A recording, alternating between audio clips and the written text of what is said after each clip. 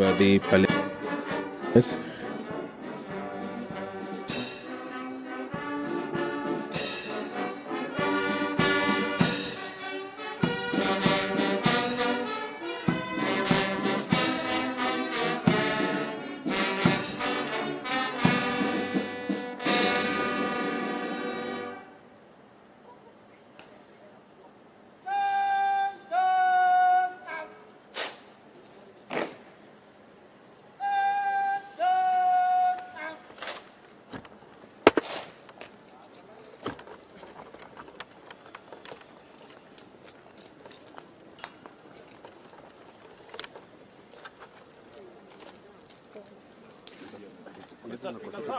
Welcome to Parliament. We should not frighten you. We are the same speaker.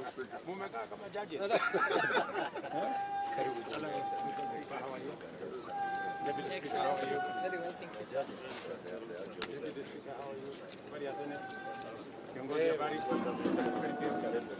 Kiongozi, how are you? Kiongozi, habari? Uko salama? Thank you very much. Sorry about the other day. Yeah. I went minority. How are you? Boni, habari yako? Uko salama? Mohamed, habari yako? Uko salama? Nyegenya, habari? Very good. Njoroge, how are you? Salama? Habari yako mungwana? You well? Hello, madam. Habari yako?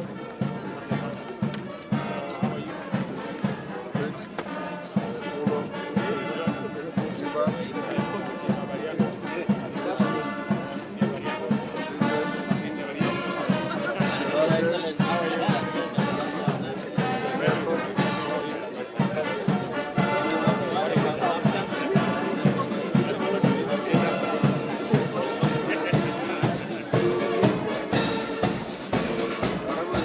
We are supposed to be in front. We can't go there. We're going straight to the lodge.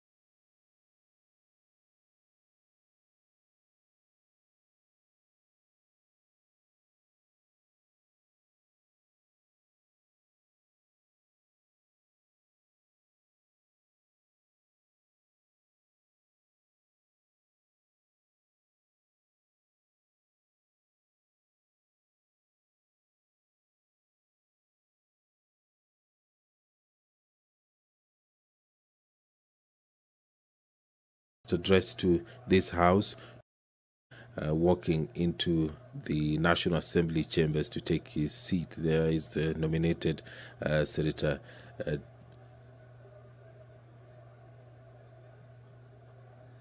This special sitting of Parliament was communicated both by the Speaker of the Senate and the Speaker of the National Assembly. and the president is expected to address it any moment now.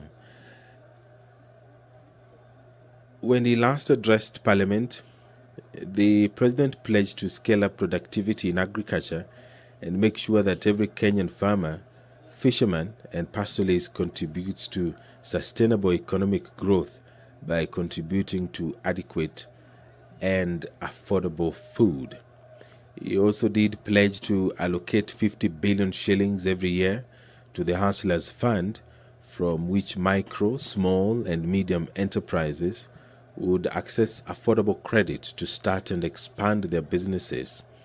The president said that there was tremendous opportunity for Parliament to fully take up its role in resolving the systemic issues that limit access to affordable homes and affordable financing. He did call Parliament to be at the center of ensuring that Kenyans have access to affordable homes. And perhaps that is another topic that the head of state might revisit, so that he updates the country on what has been done so far to ensure that Kenyans have access to affordable living. We have seen the launching of affordable housing projects. Today, the president was in Ruto to inspect such a project, and he has on many occasions talked about the need for Kenyans to afford decent living, and Kenyans are already contributing to that every month. There are some deductions that are going towards the affordable housing. The president, when he last addressed Parliament on 29th of September, did speak about electricity, that the government shall facilitate the development of innovative and effective modalities to provide better off-grid systems, including enabling consumers to form small cooperatives for that purpose. We may perhaps revisit this and update the country on what has been done so far. And it is not just about infrastructural development. The president will update the country on what is being done to ensure that Kenyans uphold our national values. Those are some of the things that the head of state is expected to address in his speech this afternoon to this joint sitting of Parliament. In his previous address, he did speak about health, where he said that Kenya is bound by duty to take measures to make universal health coverage a reality and liberate Kenyans and their families from the threat harrowing poverty that stalks them every time a family member falls seriously ill. In the plan, then, he said that through the support of Parliament and through the support of all Kenyans, the government will restructure the primary healthcare system so that it puts more resources into promotive, preventive, and early diagnosis of diseases. That is one of the agendas of the Kenya Kwanza administration, and we did see a number of steps being taken both by the executive as well as Parliament to ensure that this is achieved, the universal health coverage is achieved in the country. When he also addressed Parliament last time, he did talk about the realization of the National Health Insurance Fund, whose restructuring is not only necessary for efficiency but also enables it become a fit-for-purpose social insurance scheme that caters for all, including chronic diseases. An update of that, of course, Kenyans are expecting this afternoon. The president also did address issues to do with digital technologies, which he said have become a critical player in economic growth. And what we have seen, what Kenyans have seen in the last couple of months, is the steps which are being taken by the president, of course, through the cabinet secretary for information, communication, and the digital highway, digital economy, I beg your pardon, to ensure that the country is connected digitally. The president promised to capitalize on existing technology and innovation in public and private sector to distribute the Hustler Fund as promised in the Kenya Kwanza Manifesto. And he did call upon financial institutions and Kenya's young generation in innovation hubs to participate in the digital economy by redesigning their products to serve the goal of empowering millions armed with grand ideas and are only waiting for the fund to finance their dreams to reality. So Kenyans are expecting the head of state to announce the steps being taken to ensure that this is achieved. The State of the Nation address will begin anytime now, but the president is within the precincts of Parliament, and he will be making his way into the chambers, accompanied by the Speaker of the Senate and the Speaker of the National Assembly, that is Honorable Moses Wetangula and Honorable Amason Kingi, respectively. They will be leading, and they will be accompanying the head of state as he makes his way into the chamber to address this joint sitting and, of course, to address the nation at large. This is the State of the Nation address, and it takes place at least once or twice in a year, and it is an address that is being awaited with bated breath. Kenyans want the head of state to update them on what is being done to ensure that issues to do with the cost of living are addressed. There is some activity at the door. The members who are still within the precincts of Parliament are making their way into the chambers, and any moment now we do expect the head of state, accompanied by the speakers of Parliament, to walk into the chambers to allow this process to take place. Now, there will be a prayer by the Speaker of the Senate, and then there will be convocation by the Speaker of the Senate and by the Speaker of the National Assembly.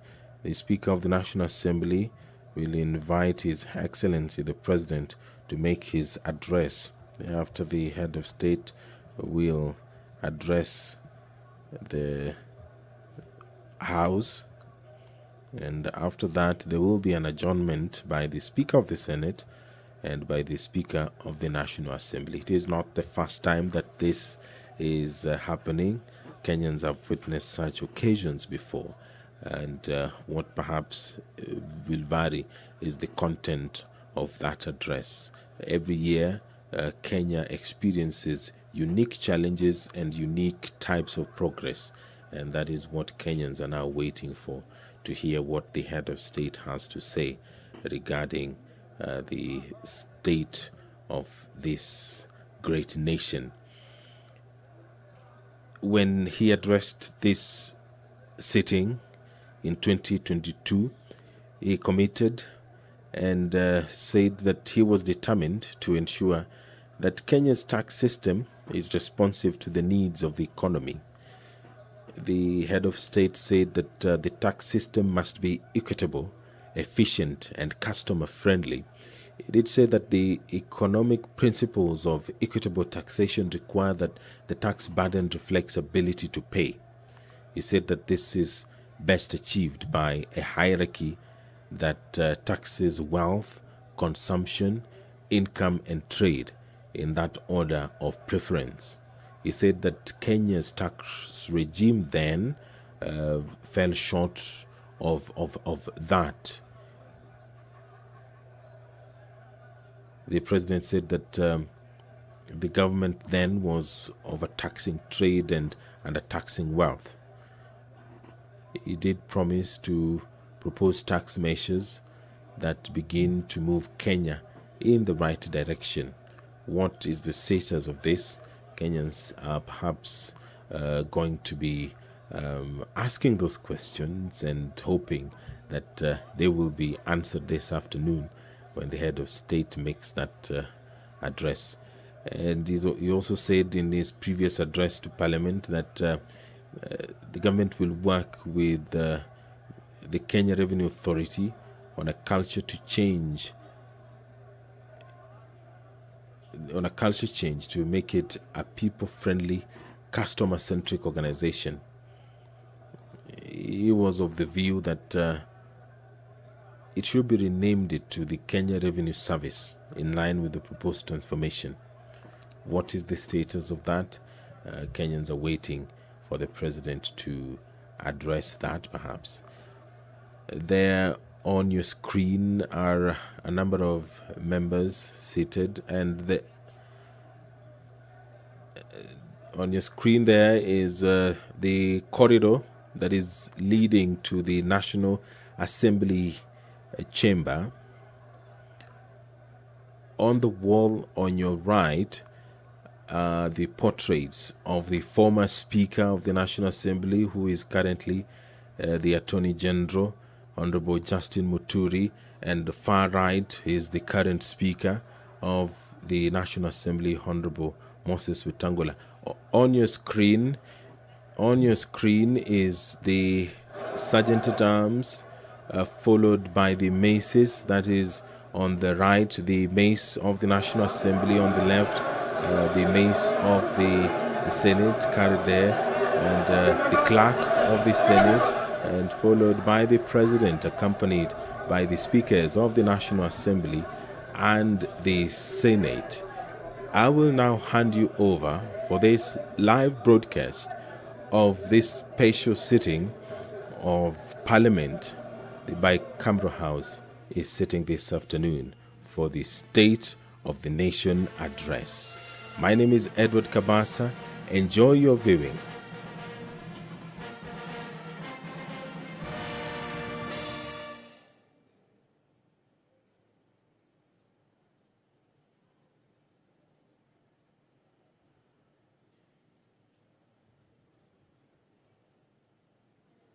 Hiyo imekuwa ni bendi na Rais William Ruto.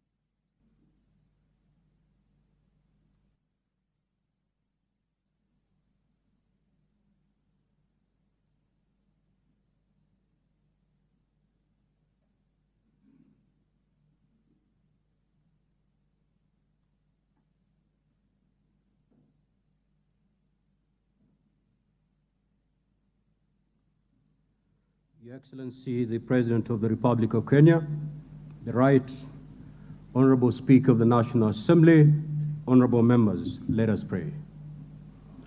Almighty God, we beseech you to behold with abundant favor and blessings us, your servants, whom you have been pleased to call to leadership positions in this republic. We seek guidance to treat and consider all matters that shall come under deliberation in so just and faithful a manner as to advance the peace, prosperity, and welfare of our country and of those whose interests we've committed to our charge. Amen.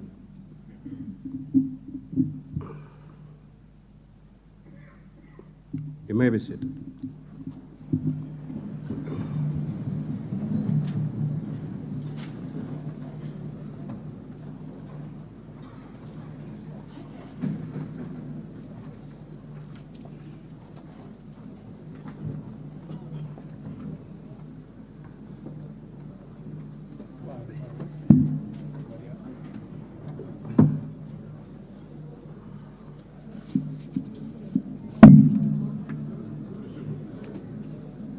Order, honorable members. Your Excellency, the Honorable Dr. William Samoei Ruto, CGH, President of the Republic of Kenya and Commander-in-Chief of the Kenya Defense Forces, the Right Honorable Speaker of the National Assembly, the Honorable Moses Wetangula, AGH, MP, honorable members of Parliament.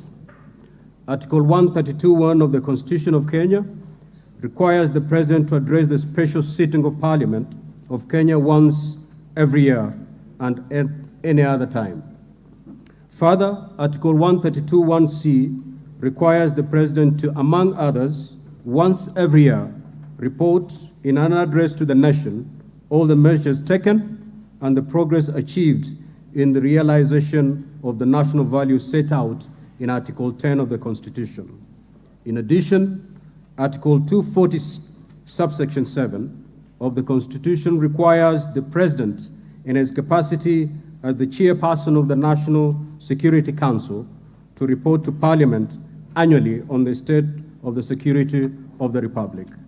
In this regard, therefore, pursuant to Article 132, 1b, and C1 and 2 of the Constitution, the Presidency, via the letter reference number OP/CAB.26/4A, Volume 2/52, informed the Speakers of the Houses of Parliament of the intention of His Excellency, the President, to deliver his address to Parliament. Consequently, pursuant to Standing Order number 25(1) and 2 of the Senate, I gave notice of today's special sitting to the Honorable Senators by Gazette Notice number 14716, which was published in the Kenya Gazette on Friday, 3rd November 2023. Accordingly, honorable members, this special sitting is properly convened. I thank you.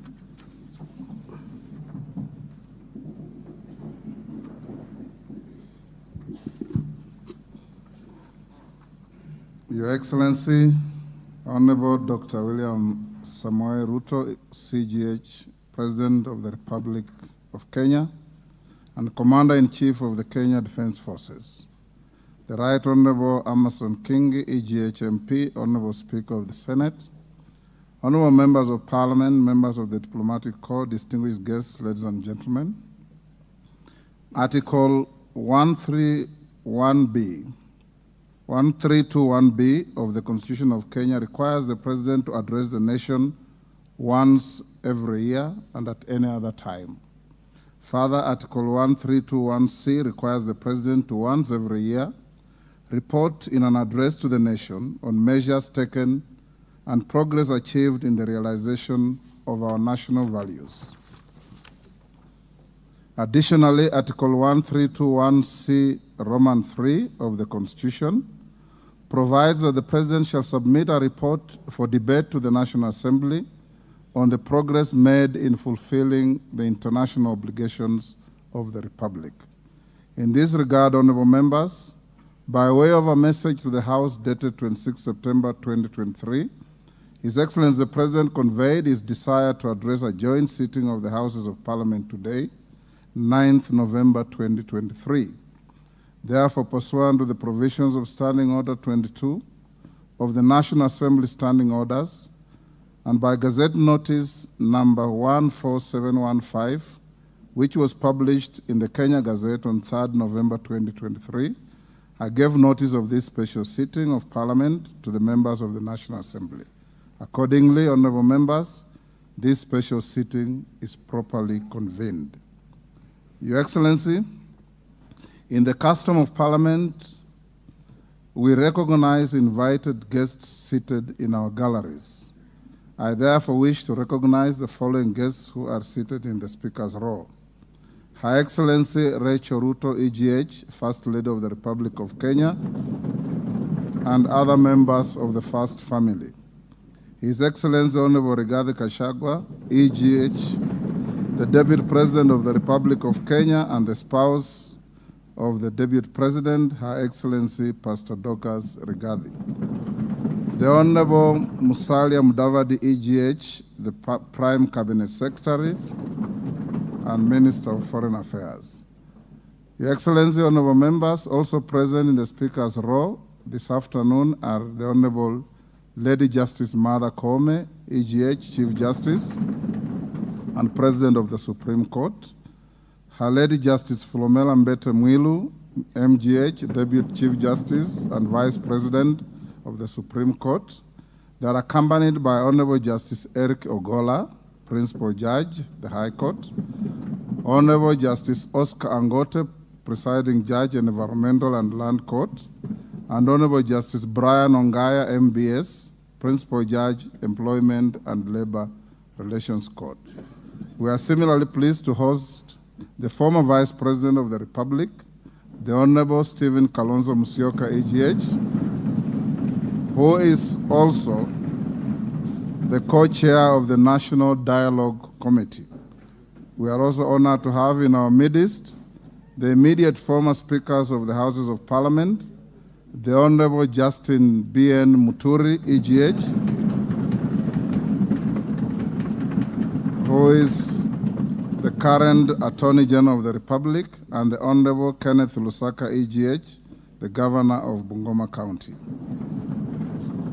Your Excellency, allow me to also recognize the chairperson of the Council of Governors, who is also the Governor of Kirinyaga County, the Honorable Anne Waiguru, EGH, and the Honorable Johnson Sakaja, Governor of Nairobi City County. May I also accord special recognition to all Cabinet Secretaries present, Mr. Felix Kosgei, Chief of Staff and Head of Public Service, Principal Secretaries, members of the Diplomatic Corps, and heads of constitutional commissions and independent offices present in Parliament today. Your Excellency, I wish to make a special mention of the Chief of the Kenya Defense Forces, General Francis Ogola, and the respective service commanders, the Inspector General of Police, and other leaders of our disciplined forces who are seated at the Speaker's row. We are grateful for their distinguished service to the nation. To all invited guests, karibuni sana kwa bunge.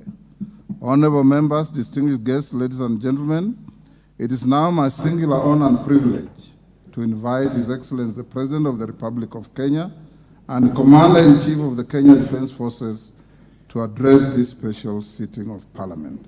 Welcome, Your Excellency.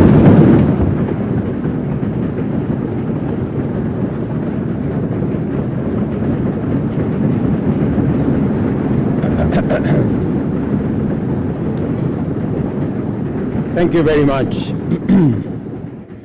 Thank you very much, honorable members. I arise before this distinguished assembly of the democratically elected representatives of the people of Kenya to discharge my constitutional function under Article 132(1)(c). The occasion requires me to give an account to the people of Kenya, the measures taken by their government under my leadership, and to give full expression and effect to the soul of our constitutional dispensation by implementing the national values and principles of governance set out in Article 10 of our Constitution.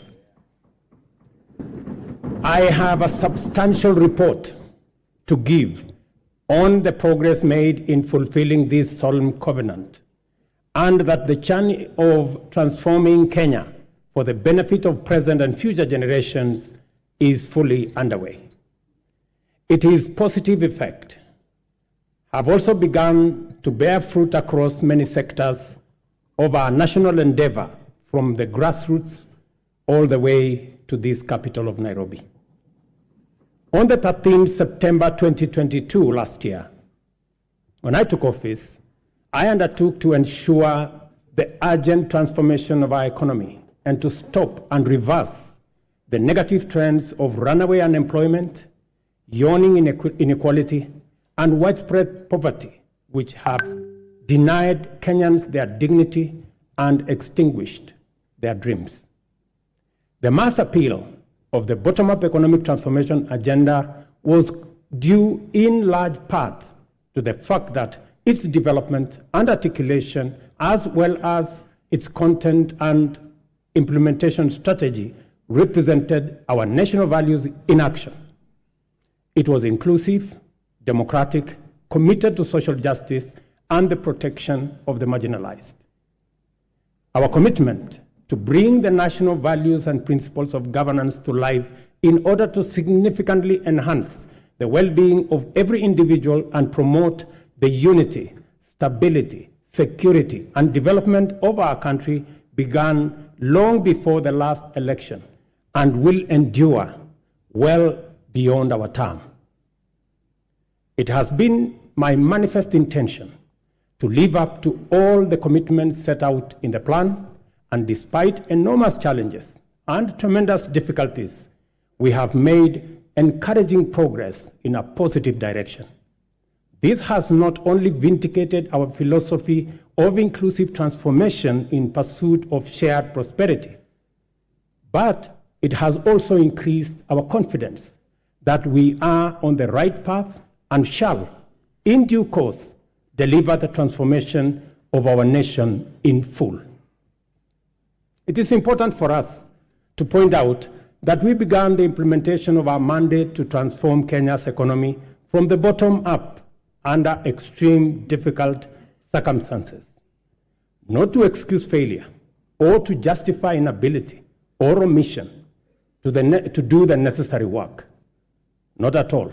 Rather, we do it to emphasize the significance of our progress, underscore the possibility of transformation under daunting conditions, and express well-founded confidence that when sufficient progress is made, we shall do much more and go much further in delivering the Kenya we want for our generations and also for posterity.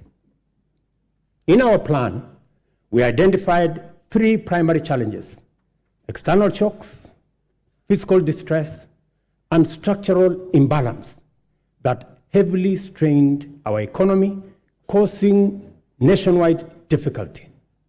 The COVID-19 pandemic, coupled with global supply chain disruptions and geopolitical conflicts, significantly raised inflation and interest rates, adversely affecting our economy, while low agricultural investment and a prolonged drought led to food shortages and made Kenya a net importer of food in a volatile international market. It was under conditions of such extreme difficulty that the people of Kenya entrusted us with the responsibility of simultaneously generating effective solutions to immediate problems, providing a credible pathway to stability. And the people of Kenya have made this clear at every opportunity. Our duty as leaders is to listen keenly and comply with the people's wishes. Kenyans want to proceed in a new direction and demand a new conversation that puts ordinary Kenyans, the mama mboga's security, well-being, interests, and aspirations at the front and center of all policy and governance discourse. Citizen freedoms and fundamental rights lie at the heart of enterprise and democracy. Accordingly, Our governance system must be fit for purpose, able to protect people and their belongings, safeguard freedom, facilitate democracy, and promote market efficiency. To do this, law enforcement must be robust. Judicial integrity, efficiency and independence, absolute, and the right to the protection of law, non-negotiable and impartial. Our police service and other actors in the justice, law, and order chain, including the judiciary, must therefore be professional, independent, impartial, effective, and inspired by national values and principles of governance. In keeping with our promise to the people of Kenya, I signed important instruments on my first day on duty. Among them, the delayed appointments of 6 judges to the Court of Appeal as recommended by the Judicial Service Commission. Enhanced allocation through this House to the judiciary by 3 billion Kenya shillings. Designated the Inspector General, who is sitting in this House as the accounting officer of the National Police Service to enhance police independence, and subsequently appointed a task force led by the former Chief Justice David Maraga to review the terms and conditions of service of members of the National Police Service. This was necessary, members, so that we can cement our place as a nation on the firm foundation of the rule of law. Together with the people of Kenya, we have changed everything. We have transformed the national political conversation from personalities to issues, from regional or ethnic largesse to opportunities for all our young people, from divisions to inclusion, and from status quo to the bottom-up economic transformation for shared prosperity. To date, Kenyans remain fully seized of the agenda, engaging vigorously and with unrelenting focus on expanding agricultural productivity to deal with the cost of living, affordable housing to create enterprise, jobs, and dignified dwellings, universal health coverage for a healthy, productive nation, and digital transformation to create e-commerce, create jobs, and make government efficient, effective, and accessible, especially government services. Also, fintechs, including the Hustler Fund, have benefited from the space around technology and the digital transformation. By virtue of the internal coherence of our constitutional dispensation, national values and principles of governance set out core directive precepts whose observance imbues every decision and action with implicit constitutionality. To the extent that our plan is aligned with Article 43, the implementation of the bottom-up economic transformation agenda is a program to intensify the actualization of national values with a special focus on citizens at the bottom of the pyramid. From the first day in office, we have worked hard every day to move our agenda forward amid many challenges to forge a path in the direction of progress. This is the essence of our commitment, to make progress despite challenges and move forward by overcoming great obstacles. We must never be defined by our problems, and Kenya's destiny cannot be derailed by our challenges. Honorable members, the cost of living is not an abstract phenomenon. It is a reality experienced by households, which can be addressed through practical action and effective measures. One of the most salient interventions in addressing the high cost of living is the strategy to support agricultural production throughout the sector, ranging from food and cash crops as well as livestock value chains. I am committed to put the shame of hunger behind us once and for all. We rolled out a countrywide farmer registration and fertilizer subsidy program that has made available 5.5 million bags to farmers across Kenya.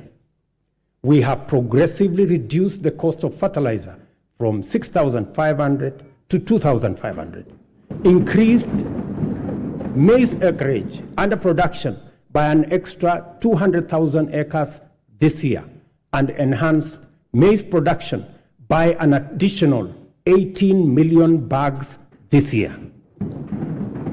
As a result of these interventions, today, a 2-kilogram packet of maize flour is selling at a low of 145 and a high of 175, depending on the brand you buy, down from 250 shillings a few months ago. The famous gorogoro of maize is selling at between 60 and 75. Honorable members, you know how much it costed a few months ago. We have also established 22 new fish landing sites in 9 counties in Nyanza and the Coast region. We have funded and organized beach management units into cooperatives, set up 2 hatcheries in Kabonyo in Kisumu County and in Shimoni in Kwale County.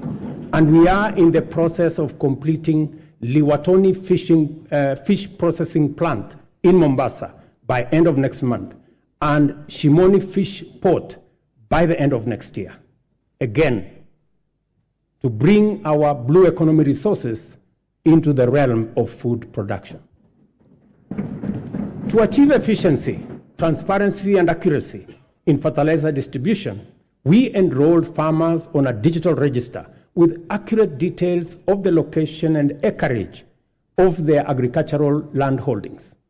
This database enabled us to implement an e-voucher system through which farmers receive their fertilizer consignments for planting and top dressing of maize, tea, coffee, rice, potatoes, cotton, edible oils, sugarcane across the country. Our farmers are the best people to speak about the success of the fertilizer program. Yesterday, I spoke to several farmers in different parts of the country.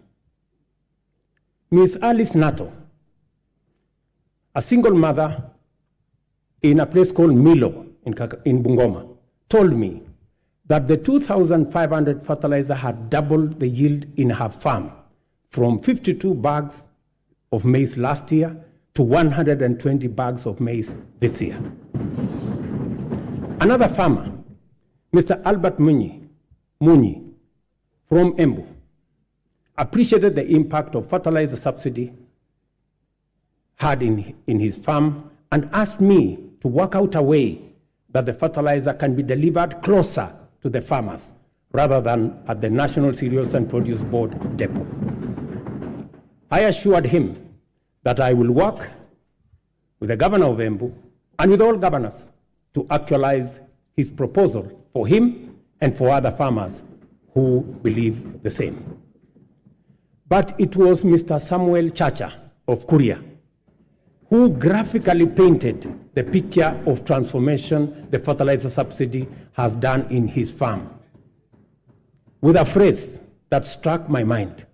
He simply told me, Mr. President, shamba yangu ina meta.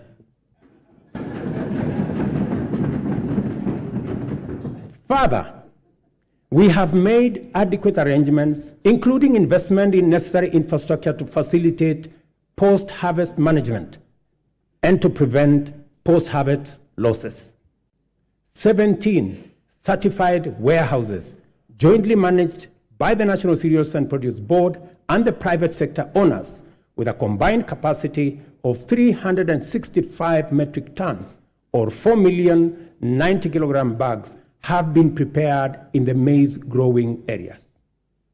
The National Cereals and Produce Board shall provide a subsidy maize drying service to farmers at a fixed cost, as was announced by the Minister, of Kenya shillings 70 per bag, which is a significant improvement from the previous rate of Kenya shillings 350 per bag.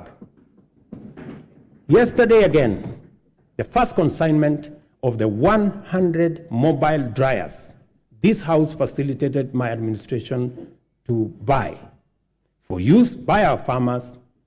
I announced to you yesterday the first consignment of the dryers docked in the country.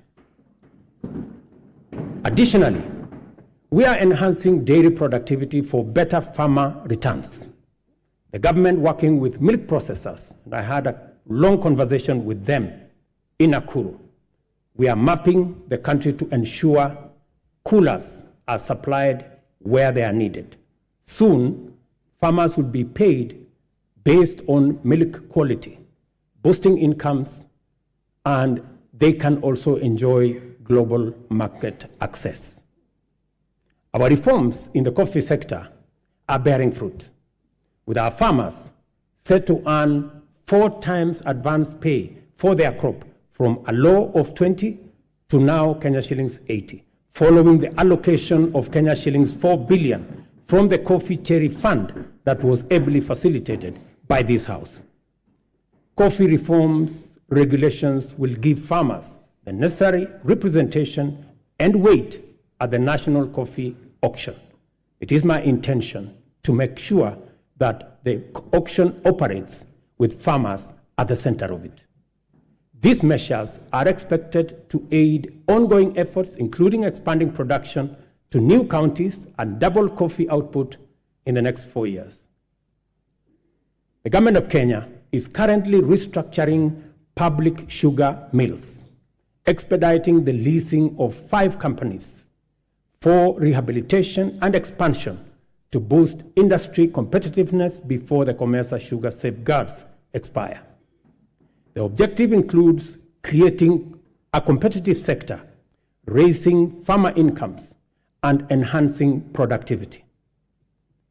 This House agreed with my cabinet that we waive Kenya shillings 117 billion non-performing debt for government-owned sugar factories, for which I am grateful to this House. This House also approved 1.7 billion shillings that will go into paying farmer arrears and other complications that arose out of the challenges our sugar sector was facing. I want to promise this House that in the next couple of weeks, we shall be dispersing that money so that farmers in the sugar growing area can go home for Christmas with their money. As earlier indicated, our public borrowing had long crowded out the productive sector from the financial markets, raising the cost of credit and slowing down trade and commerce. As I told Kenyans on my first day in office, times were difficult and many people are struggling, and necessary and effective sustainable solutions were urgently needed. We must admit, honorable members, that as a country, we had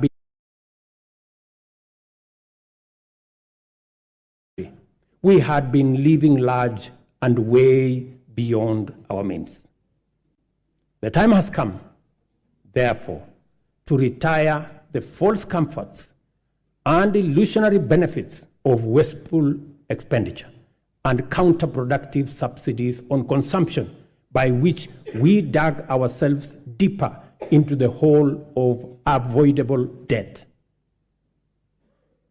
The new direction may not be easy, but it is ethical, responsible, prudent, and most importantly, necessary. We've had to take hard decisions and make painful choices because we owe it to the people of Kenya to do the right thing and to confront facts as they are without flinching or equivocating. We have worked hard at home and abroad to mobilize a broad coalition of bilateral development partners. Many of them, I see them in this house, multilateral development banks and other agencies, which have rallied to pull our country back from the brink of debt distress and set us today firmly on the path towards sustainable economic growth. Our efforts to stabilize the situation have yielded such progress that next month, in December, we will be able to settle the first Kenya shillings $300 million or 500 billion Kenya shillings installment of the US dollars 2 billion Eurobond debt that falls due next year.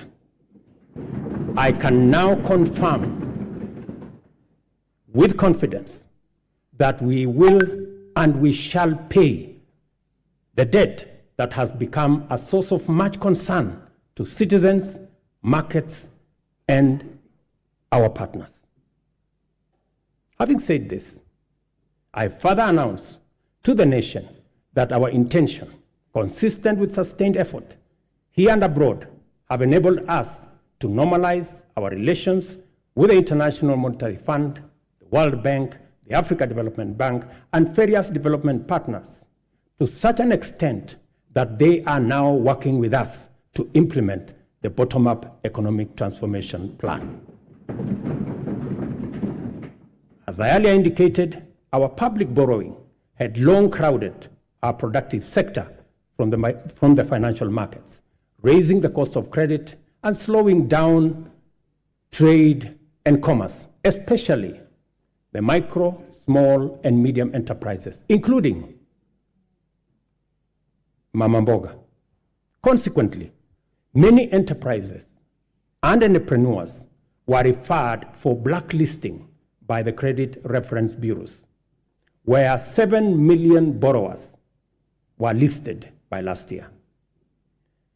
We committed to provide affordable and accessible credit and restore small business owners to good standing with credit rating agencies. A deliberate, targeted strategic financial inclusion fund, the Hustler Fund, providing affordable credit and mobilizing savings for individuals and small businesses, was launched on the 30th of November 2022. The public response to the Hustler Fund has exceeded most initial projections and surprised even the most hardened skeptics. By the end of last month, the fund had disbursed Kenya shillings 36.6 billion, and in savings, 2.3 billion, and with 7.5 million repeat borrowers, whose overall repayment rate is at 73%.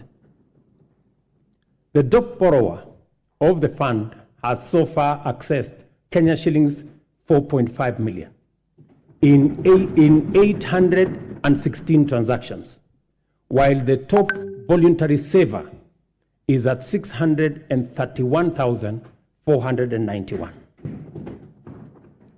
In the intervening period, the Hustler Fund has also launched a group product which has attracted 50,000 active groups to the platform, and of which 20,000 have received 151 million Kenya shillings. The Hustler Fund has provided us not only the huge pent-up demand for affordable credit, but also the readiness of Kenyans to express or to embrace credit and savings and to pay their loans on time with minimum prompting. The notion that Kenyans are not creditworthy or are high-risk borrowers is nothing more than an unjust financial profiling, which has, in many instances, become a needless, self-fulfilling prophecy. Yesterday, when I called Harrison Karisa Kenga, a tuk-tuk operator in Mombasa, who has accessed 714,000 from the Hustler Fund, he suggested to me to find a way to have the fund provide asset financing so that he can buy for himself a tuk-tuk because the one he had was not his. I assured him that during my address today, I would ask the ministry responsible to respond to him. Consequently, I hereby direct the Ministry of Cooperatives and MSMEs to expeditiously engage Mr. Kenga. I will give you his telephone number.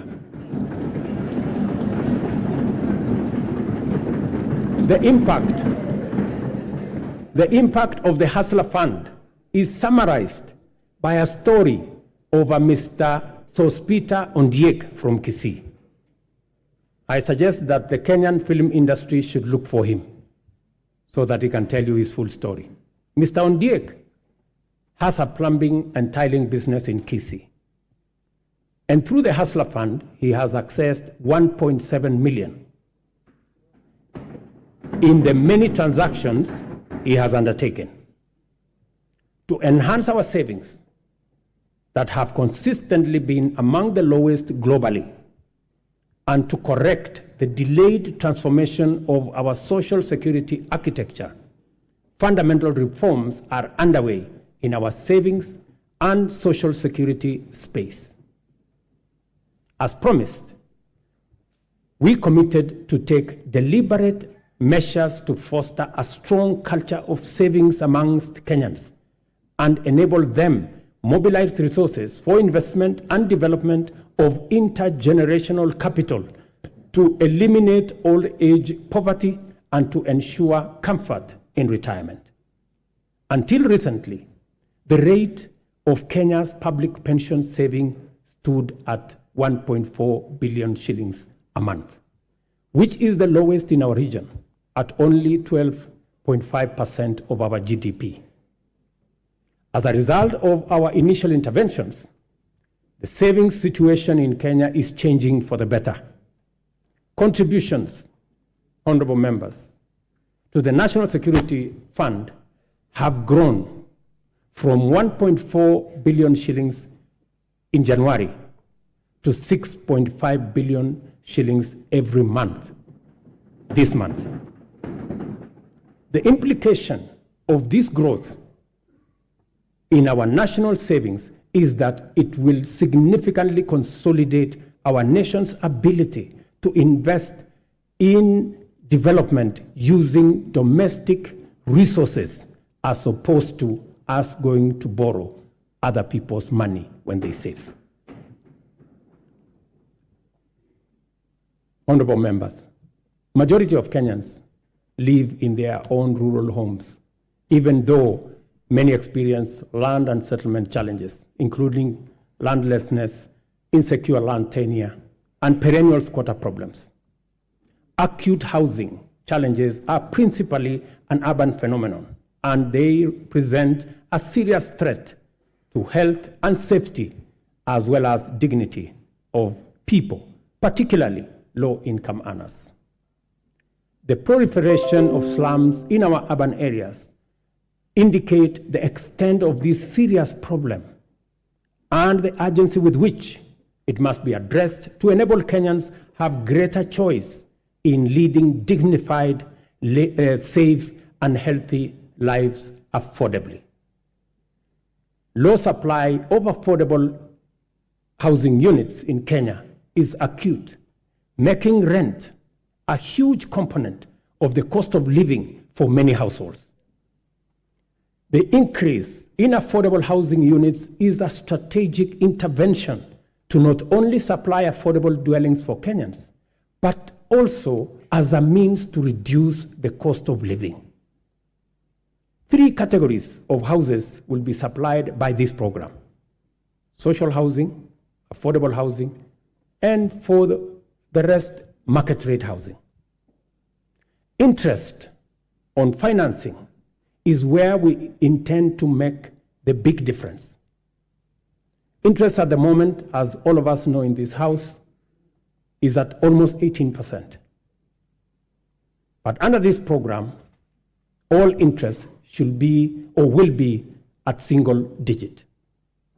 For social housing, the interest will be at 3%. You know, honorable members, that we all get 3%. So even the people in the social space, they also deserve to get 3%. Those in the affordable housing space will get 6%, and 9% for the people in the market category. The affordable housing program has received tremendous support from county governments across Kenya. And I want to thank governors, and I know the chair of the Council of Governors is here, through her, all governors who have worked with us to make sure that this program becomes a reality. The construction of 46,792 units in various parts of Kenya is already underway, while another 40,000 are ready to commence in a couple of weeks. 50,000 Kenyans are working. People who were previously unemployed, they are now engaged directly and indirectly in this enterprise.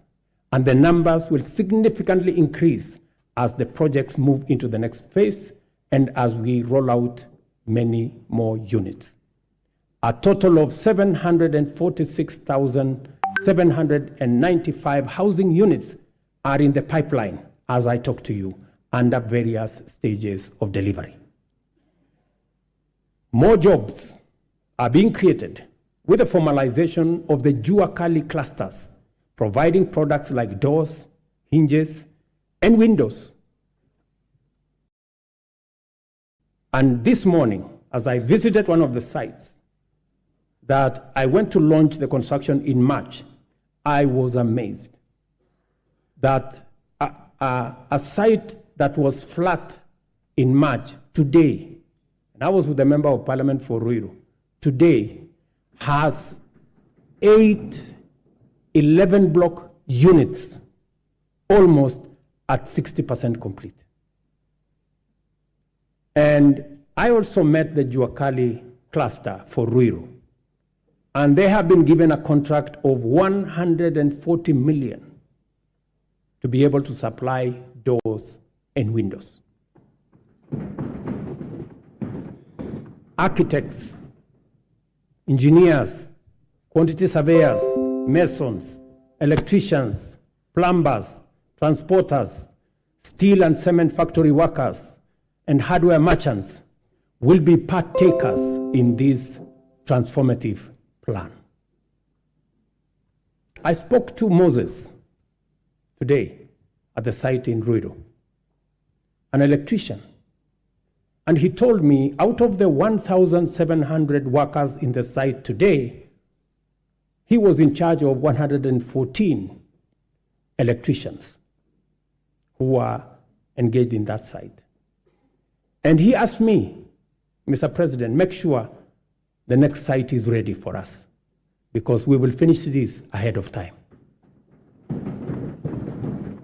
Let me also say, we are constructing 400 markets across Kenya to provide Mama Mboga with a dignified working environment, complete with water, electricity, and other amenities.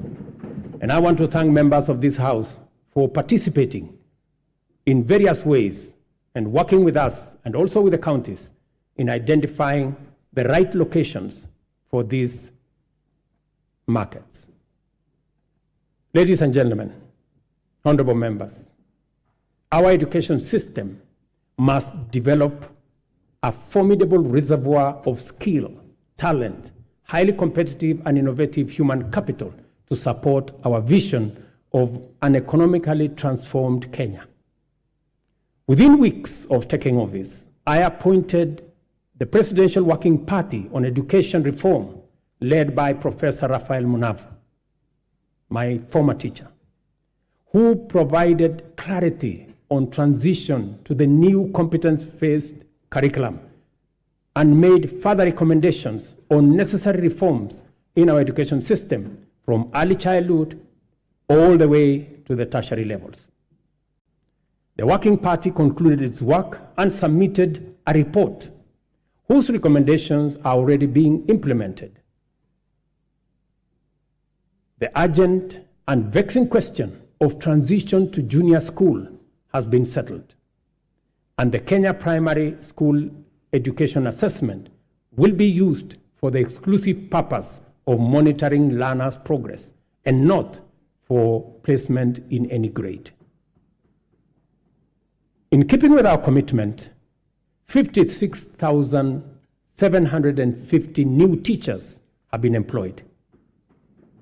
I'm sure the Honorable Milemba can confirm this. While 8,200 primary school teachers were retrained to equip them with capacity to effectively deliver learning and teaching at junior school levels. With changes to the entry requirements for teacher training colleges, admission has increased by 300% to now 20,456 trainees. I was privileged to be in Kwale last week to open the Kwale Teacher Training College, which had only less than 100 students a few months ago. And when I went there, the principal told me that the numbers have increased 4 times. At the tertiary level, the Working Party recommended an overhaul of the existing education funding framework to a variable scholarship and loan model in order to address the financing gap which denied many Kenyans the opportunity to pursue tertiary education in our universities and TVETs, but also created many complications in our universities and institutions of higher learning that by last year, our universities had accumulated debts of close to 60 billion Kenya shillings. I sat down with all the vice chancellors of our 41 public universities, and we came up with a proposal that we are now implementing.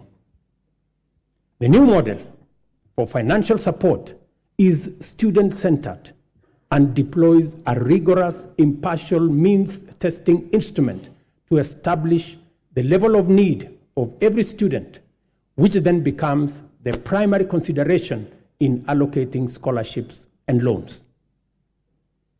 To fully democratize our education system and make higher education accessible and affordable to all, we have also chartered the Open University of Kenya, following requisite cabinet and parliamentary approvals.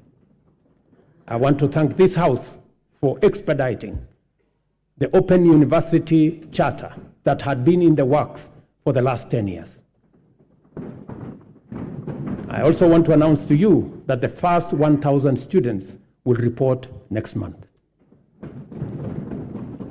In the course of consulting Kenyans from all walks of life during the formulation of the bottom-up economic transformation agenda, the foundational contribution of health to citizen well-being and the role of costs in driving up poverty were identified as chronic.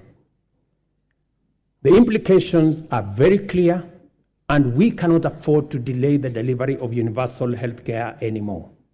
Consequently, we have instituted radical reforms in the provision of healthcare services in Kenya, including the enactment of 4 new laws that will anchor the implementation of this bottom-up approach to healthcare. I am tremendously grateful to this House and honorable members for enacting the Primary Health Care Act, the new Social Health Insurance Act, the Digital Health Act, and the Facility Improvement Financing Act. These laws, honorable members, will usher in and guarantee a new era in the provision of healthcare, covering all essential services from preventive, promotive, curative, palliative, and rehabilitative services, guaranteeing every Kenyan access to comprehensive and quality healthcare. Under Afya Nyumbani, we have scaled up our investment in healthcare workforce, employing 20,000 new healthcare workers, deploying 8,429 workers whose contracts had lapsed, and enrolling 3,394 interns across the country to increase the availability of human capital in our public health sector. Working with county governments, and I'm again grateful to them, we have taken measures to resolve the perennial challenge of human resource management in the health sector, occasioning strikes, by establishing the Kenya Health Human Resource Advisory Council, which will be a trusted mediator between government at both levels and our health sector workers. Further, under the Afya Nyumbani model, we identified preventive care as an essential pillar of healthcare service delivery because it enables Kenyans to manage their conditions early enough before they cause serious harm in their well-being and productivity. Community health promotion is our bottom-up intervention to deliver preventive and promotive health solutions at the grassroots by deploying community health promoters to visit Kenyans at their homes, provide basic diagnoses for common conditions, and refer cases to appropriate medical facilities. Together with all the 47 counties, and again, I am grateful to the governors, we have deployed 100,000 community health promoters fully equipped with the necessary kits and an electronic community health information system. In the last 1 month, CHPs have attended to 1.2 million households, just in the last 1 month. I spoke on phone to Mr. Masood Dirie, a community health promoter in Garissa, yesterday, who told me he has been a community health promoter, health volunteer since 2011. Unlike before, now he has a full medical kit and has used it to confirm that 7 people in his locality had high blood pressure. In a twist of fate, he tested himself and discovered that he too had high blood pressure. That's what he told me. And so, apart from referring others, he also had to make way to the hospital. Mr. Obembi Ogutu of Homa Bay told me that the program now makes primary health care a paperless engagement, saying it had started to reduce queues in hospitals.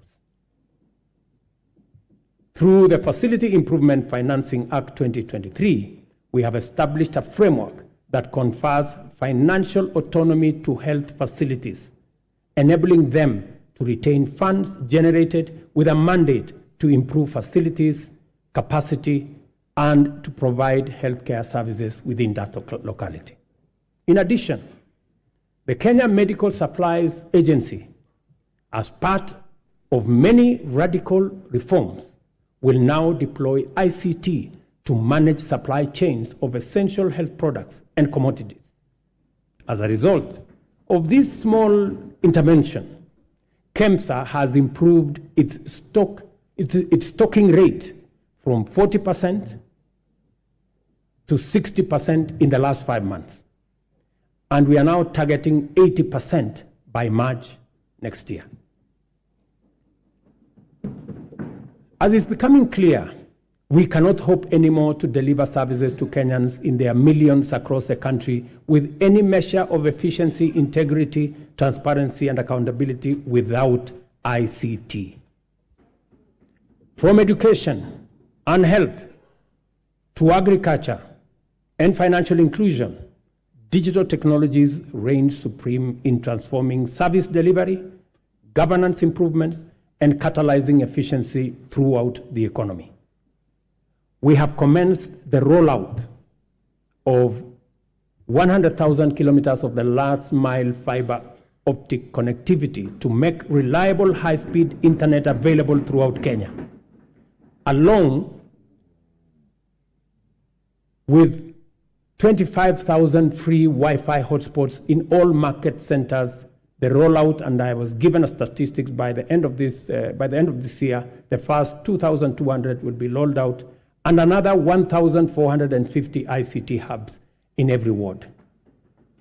I want to thank the membership of this House for considering to change the NGCDF Act so that you can also deploy those resources in the ICT space and enable millions of young people in your constituencies and wards to access internet and technology for digital jobs, e-commerce, and to give them the possibility of working on remote jobs. I have engaged the chair and committee of this House in that space. We have agreed on the model of how the ICT hub will look like, and I am truly grateful that Parliament came through and considered changing the law so that we can work on this together. We have expanded digital provision of public services to encompass 13,000 services to date, and it is my commitment to ensure full digitization by the end of next month. Our decision to enhance efficiency and integrity in the provision of government services has gone a long way to improve revenue collection. Working with the private sector, we launched the local assembly of affordable smartphones last week in Athi River. Digitization and automation enhance service delivery and citizen satisfaction, and also assures greater accuracy, transparency, and accountability, and reduces opportunity for corruption in the course of transacting with government ministries, departments, and agencies. Corruption, honorable members, wastage, inefficiency, and negligence are serious threats to our transformation agenda and unacceptable practice that has no place in our nation. I have given my firm assurance to the people of Kenya that cases of misconduct and corruption shall be dealt with ruthlessly, with finality, and expeditiously. I ask this honorable House to finalize the Assets Declaration and Conflict of Interest Bill to further tighten our anti-corruption policy framework and eliminate space for those who want to steal our money. The security and safety of all citizens is our foremost commitment and most fundamental obligation, without which every other endeavor is not possible. The reason why Kenya has continued on the path of steady progress is that we have maintained stability, peace, and security by affirming our territorial integrity and maintaining internal tranquility. This is not to say our country has not had its share of security challenges. The specter of terrorism is a continuing threat that we must remain constantly vigilant against. Pockets of banditry, cattle rustling, and armed lawlessness have besieged and devastated communities in the North Rift, Northeastern, and occasionally parts of Eastern and the coast regions. We all know that insecurity disrupts lives and destroys livelihoods. Our country has lost too many people to this menace. Many children have been orphaned and missed school, and many families have been displaced because of lawless men taking up illegal arms and waging war against communities. The government exists to ensure that those who challenge our sovereignty, territorial integrity, national security, and the safety of the people of Kenya are expeditiously countered and rendered harmless. We have therefore taken firm and decisive measures to deal with the challenge of banditry, armed crime, cattle rustling, and other forms of impunity in all parts of the country, beginning with a successful security operation to restore calm in the North Rift. We have been systematic, focused, thorough, unrelenting, and totally committed to removing for good all threats to lives and livelihoods of Kenyans. I know there are pushbacks from the criminals, but I want to assure the honorable members of this House that we will be unrelenting And until it is done, it is not done. In discharging this commitment, we have been mindful not to use security imperatives to commit impunity, including misuse of resources and extrajudicial infringement on freedoms and fundamental human rights of citizens.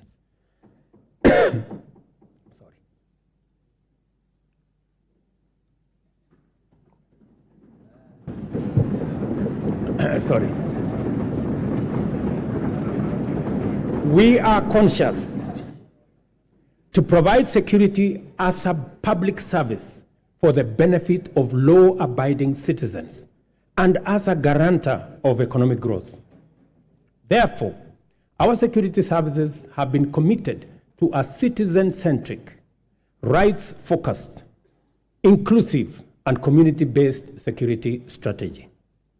I am therefore quite clear that there exists no tension between the effective delivery of security services and the upholding of human rights and fundamental freedoms.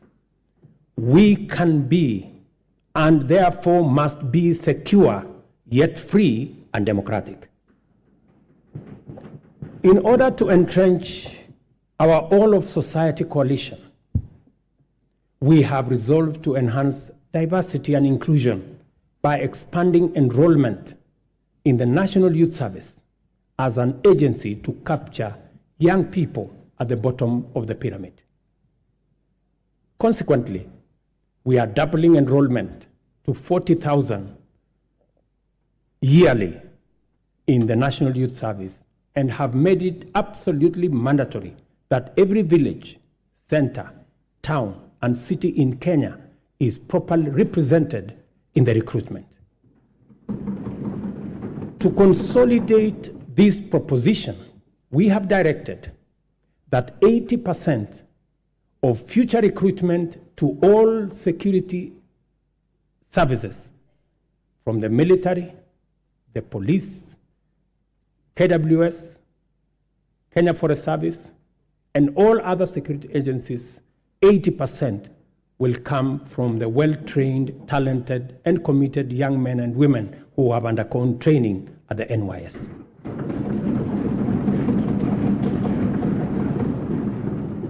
Kenya finds itself continuously summoned to its duty of care to serve as a reliable anchor to our region's security, peace, and stability.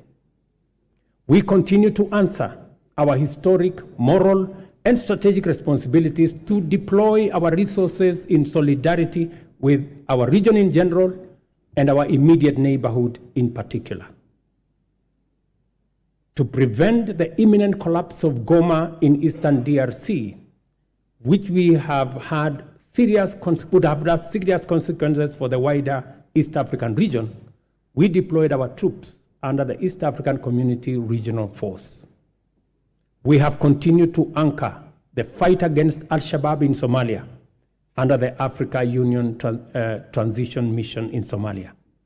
The Kenya Defense Forces continues to make Kenya proud, and I salute them. It is our firm position that only a democratically accountable system that is sensitive and responsive to the adverse and diverse composition of Sudan can secure that country. Given the regional interconnectedness, together with the Kingdom of Saudi Arabia and the US, we have engaged the Jeddah process as IGAD to fashion a framework that will be best placed to successfully deliver peace in Sudan. Honorable members, our economy is firmly interconnected with regional, continental, and global economic systems. Our security and stability is likewise integrated with those of our neighbors. Kenya has a fundamental, essential, legitimate, and clear interest in conducting robust diplomacy in form of bilateral and multilateral engagements. For the last 12 months, we have continued to fulfill our international obligations through Kenya's leadership in the international arena. This is underscored by the high-level summits Kenya has hosted and participated in. Kenya successfully hosted the inaugural first-ever Africa Climate Summit. We also hosted the 43rd Ordinary Session of the Executive Council, the 5th Mid-Year Coordination Meeting of the Africa Union, and the Regional Economic Communities, and the first-ever African edition of the Berlin Climate and Security Conference in Nairobi. All these summits have brought into our country about 30 heads of state and government and over 30,000 delegates from different parts of the world. The government has made deliberate efforts to harness the immense and potential of Kenyans also in the diaspora. Indeed, I established the State Department of Diaspora in the Ministry of Foreign Affairs so that they can fully participate in the affairs of our motherland. I have committed to work collaboratively, consultatively, and collectively with the counties and all Kenyans to uphold our cherished national values as human dignity, equity, social justice, national unity, inclusiveness, integrity, good governance, transparency, and accountability. I encourage all honorable members and indeed all Kenyans to embrace an open mindset in regard to national strategic interests and to leverage on our rich heritage and diversity. One of the greatest strengths of our country is our capacity to devise bold, unprecedented solutions to our threats and challenges, create imaginative strategies to avert danger, and chart new paths to deliver us from adversity. There is no doubt that our nation has been confronted with immense pressure emanating from political misunderstandings sometimes and electoral disagreements. And it is because we have a robust democracy, which we are very proud of. Such pressure can disrupt lives and livelihoods and undermine our economy. Thankfully, Kenyans always find the moral strength and political imagination to reach across the political divide and engage in dialogue in the spirit of goodwill, fraternity, and commitment to the national interest and the welfare of the nation. It would be, honorable members, remiss of me not to mention the ongoing bipartisan process of national dialogue that has enabled our leaders to find common ground on many of the issues whose resolution will accelerate our transformation, deepen